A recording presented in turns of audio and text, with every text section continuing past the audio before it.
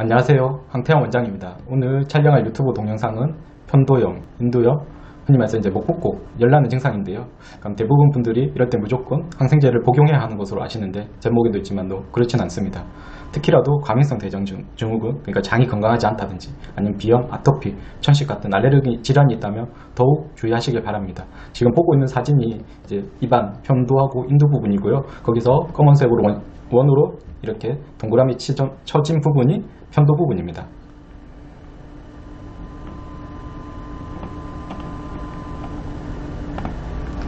네, 그러면 이제 인두염은 편도염과 편도염을 포함한 인두의 감염 질환을 말합니다. 그래서 그냥 뭐 이거는 이제 의학적인 용어니까 그냥 일반인들은 그냥 흔히 말해서 이제 목이 부어서 아프다. 그리고 이제 심하면 열이 나기도 합니다. 그럼 이제 조금 더 해부학적으로 보면 거기 검은색 원으로 동그라미 쳐진 부분 이렇게 목적 주변 양쪽으로 이렇게 약간 볼록 튀어나온 부분이 편도고요. 그 인두는 조금 더 목적부터 해가지고 편도까지 좀 아우르는 조금 더 넓은 부분입니다. 네.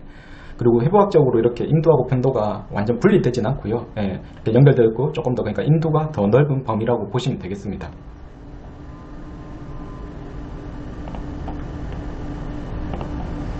네, 그러면 이제 인두염에 대한 의학 전공 서적인 소아과 진료책 내용을 같이 한번 보도록 할 건데요. 빨간색으로 밑줄친 부분만 같이 보면 되겠습니다. 지금 위에 있는 글에도 적혀져 있지만 항생제를 복용해야 될 경우는 약 20%. 그럼 거기 보면 원인의 1번 세균성으로 해가지고 그 갈로 안에 있는 수치 15에서 약 20%. 이 부분이 이제 세균성이란 얘기고, 그럼 저럴 때는 항생제를 먹어야 되는데 그게 이제 한 15에서 한 20% 정도 된다고 보시면 됩니다. 그럼 그 외에 나머지 한 80% 정도 되겠죠.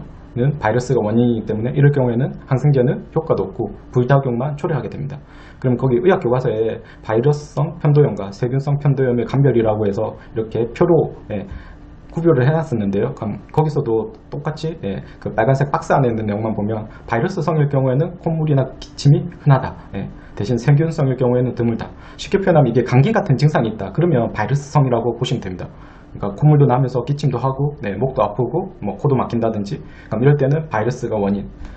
콧물도 없고 기침도 없고 오직 편도, 목에 있는 통증만 아주 극심하다. 그럼 그럴 때는 세균성일 가능성이 크고요. 그리고 이제 편도의 삼출물, 조금 이따가 사진 한번 볼 건데요. 세균성일 경우에는 편도의 삼출물이 흔하게 보입니다. 하지만 바이러스인 경우에는 가끔 보인다는 뜻이고요. 그래서 요약해서 설명을 드리면 감기 같은 증상, 기침이든 콧물, 코막힘이 있다면 바이러스성일 가능성이 크고, 이런 감기 같은 증상, 기침이나 콧물 이런 증상은 없는데 오직 편도에만 통증이나 염증이 국한되어 있으면 세균성일 가능성이 크다고 보시면 됩니다. 그리고 세균성일 경우에는 거의 편도의 삼출물도 흔히 보이고요.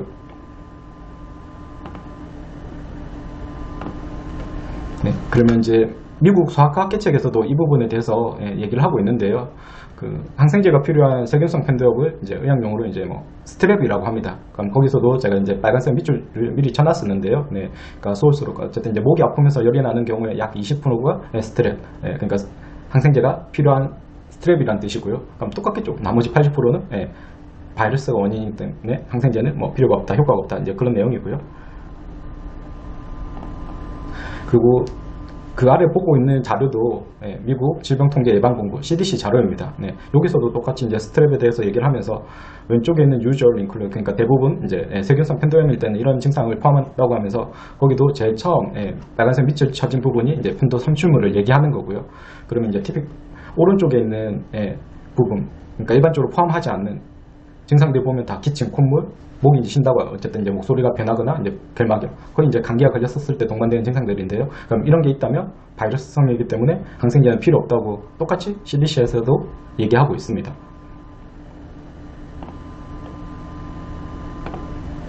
네, 그러면 실제 환자들 사진을 보면서 다시 한 번 더 설명을 드리도록 하겠습니다.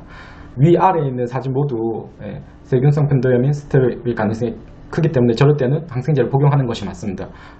위에 있는 편도 동그라미 검은색 원 안에 이렇게 흰색 삼출물들이 잘 보이죠. 또 마찬가지 그 아래에 있는 그 동그라미 원 안 편도체 안에도 이렇게 삼출물들이 보이고 있습니다. 그러면서 다른 증상, 이제 뭐 기침이나 콧물 이런 증상은 거의 이제 관찰되지 않고 오직 저렇게 편도 삼출물만 보이면 그때는 세균성일 가능성이 높기 때문에 항생제를 복용한다고 생각하시면 됩니다.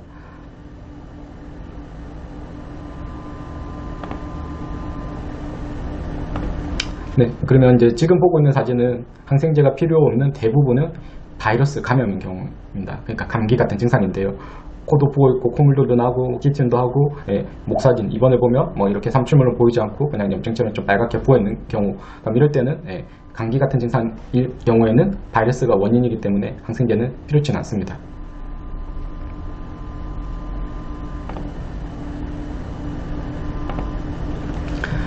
네, 그리고 지금 보고 있는 책도 앞에서 본 미국 소아과학회 책에서 스트랩에 대해서 얘기하는 부분인데요. 거기서 이제 빨간색 박스 안의 내용이 앞에서 얘기드렸던 똑같은 내용들입니다. 지금 거기도 파란색으로 행강쳐진 바이럴, 이게 이제 바이러스 감염이라 그 뜻이고요. 네, 그럼 이제 똑같은 내용인데 기침, 콧물, 목이 쉰다든지 이런 결막염이 있다면 바이러스가 원인이라고 명확하게 얘기를 하고 있습니다. 당연히 이럴 경우에는 항생제는 필요 없다는 뜻이고요.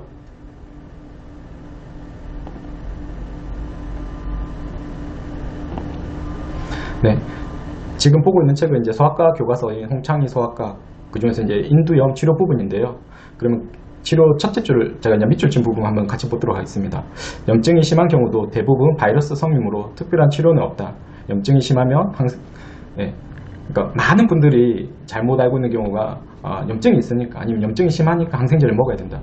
그 말은 틀린 말이고요. 그럼 항생제는 언제 먹는 약이냐고 하면 염증을 치료하는 약이 아니라 세균 감염을 치료하는 약입니다. 당연히 이제 세균 감염이 되면 염증이 생길 수 있죠. 하지만 대부분의 감염성 염증은 세균 감염이 아니라 바이러스 원인입니다. 뭐 감기라든지 아니면 지금 뭐 전 세계 유행하고 있는 뭐 코로나라든지, 그러니까 이런 경우에는 항생제는 도움이 안 되고 부작용만 유발합니다. 네.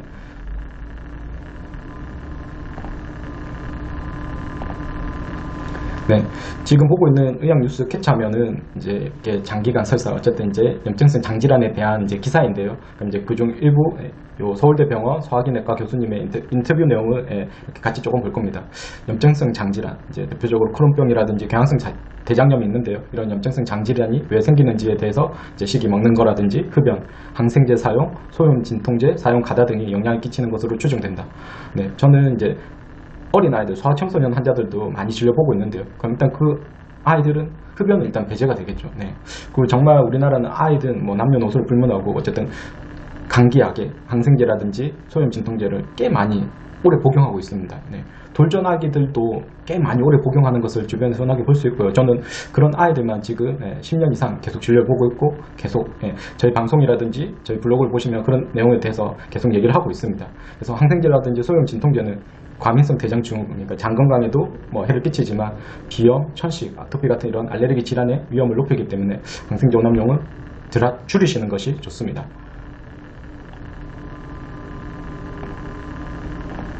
네, 조금 전에 본 뉴스 기사고요.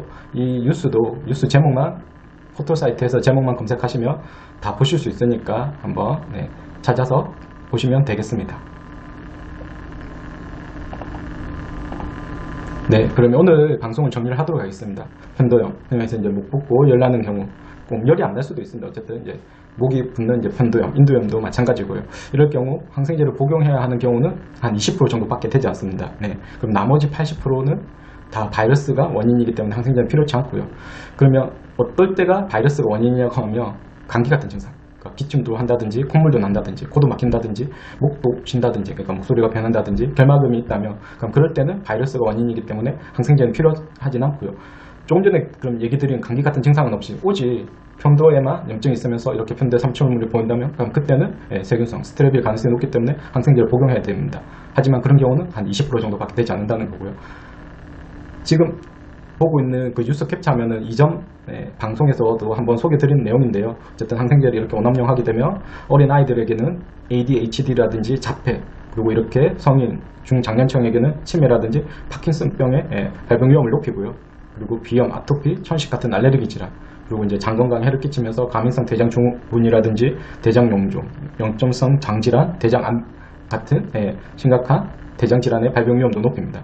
그리고 항생제 오남용의 가장 심각한 문제는 항생제 내성균 슈퍼박테리아 문제입니다. 이미 사망자만 보더라도 절대 코로나보다 적지 않고요. 오히려 뭐 한 해 사망자가 2019년 한 해 사망자만 놓고 보더라도 거의 코로나 사망자, 연간 사망자의 배 가까이 된다는 뉴스도 보도된 적이 있습니다.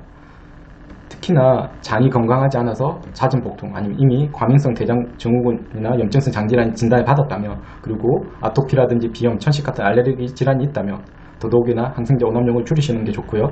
한의원 치료를 받아보시기를 추천드립니다. 오늘 방송도 끝까지 시청해 주셔서 감사합니다.